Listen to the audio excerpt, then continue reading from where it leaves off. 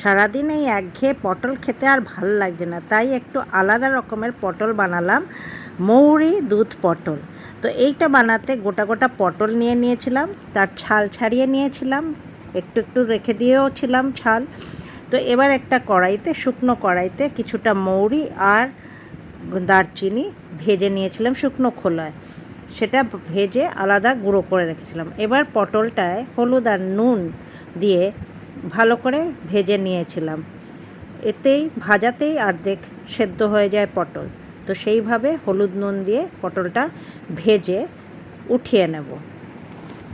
পটল এই গরমে সারাদিন এই পটল খেতে খেতে লোকের ইয়েও লাগে যে একই রকম বানিয়ে আর পটল খেতে ইচ্ছে করে না, তাই একটু অন্যরকম ট্রাই করলেও হয়।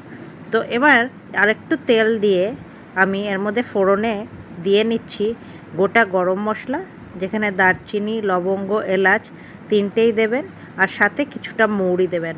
তাই তো নামে এটার মৌরি দুধ পটল।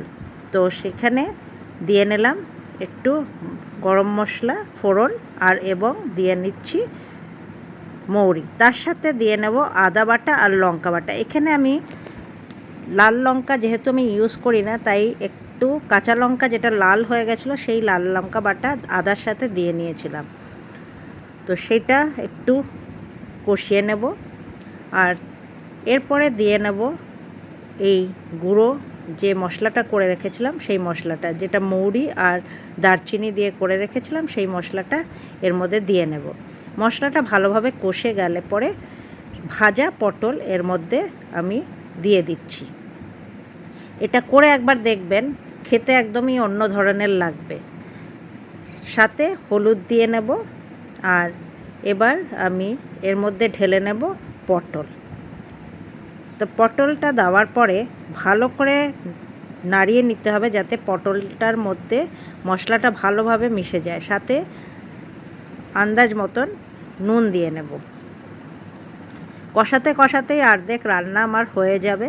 আর তারপরে আমি দিয়ে নিচ্ছি 1 কাপ দুধ। এবার এই দুধেই তো হয়ে যাবে না, একটু সামান্য এর সাথে জল একটু মিশিয়ে দেবেন, যাতে পটলটা সেদ্ধ হওয়ার মতন দুধ আর জলের মিশ্রণটা থাকে।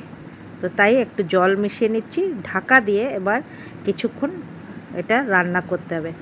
দেখুন যখন ঘন হয়ে আসবে তখন মিষ্টি প্রয়োজন মতন দিয়ে নেবেন। যারা কম মিষ্টি খান কম মিষ্টি দিয়ে দেবেন, আর যারা একটু বেশি একটু মিষ্টি মিষ্টি খেতে চান তারা একটু প্রয়োজন মতো মিষ্টিটা দিয়ে নেবেন, আর সাথে দিয়ে নেবেন একটু ঘি।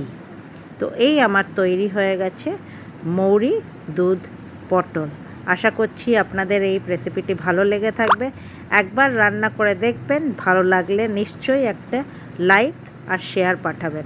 Thank you guys, and stay tune to my channel. Bye by.